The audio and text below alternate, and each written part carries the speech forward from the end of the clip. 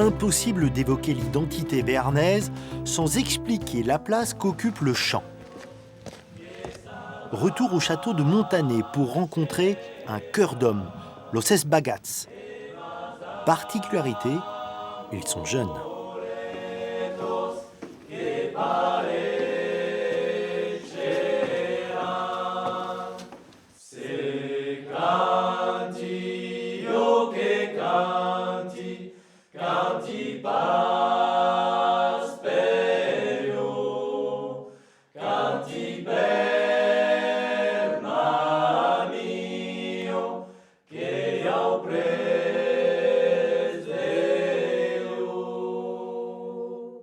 Alors expliquez-moi, vous avez entre 16 et 24 ans, vous êtes des jeunes, j'imagine, bien dans leur temps, réseaux sociaux, Internet. Comment on se met à s'intéresser à des chants qui peuvent avoir plusieurs siècles d'existence? C'est chargé d'émotions, c'est un chant qu'on a appris quand on était petit, que nos parents nous ont chanté, que nos grands-parents nous ont chanté, que tout le monde connaît. À la base, on chantait surtout pour nous, entre nous, donc dans les fêtes, etc.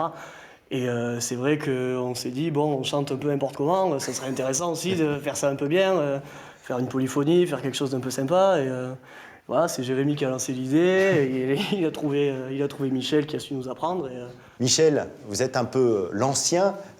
Comment vous avez réagi quand vous avez vu la bande de genoux arriver, vous dire on veut chanter, mais on voudrait chanter juste surtout? De voir des jeunes aussi intéressés, aussi impliqués dans le chant régional comme ça, dans le chant béarnais et dans la polyphonie de façon générale, pour moi effectivement c'est un bonheur, c'est un peu comme si je passais peut-être un témoin, pas encore, mais enfin j'espère effectivement, et je suis à peu près certain que parmi ces jeunes, il y en a quelques-uns qui reprendront ce que j'ai pu apporter, et certainement mieux. La polyphonie, c'est quand même très exigeant, vocalement et techniquement. Peut-être ça serait bien d'avoir un exemple pour comprendre justement déjà ce que c'est de chanter vocalement et de façon polyphonique.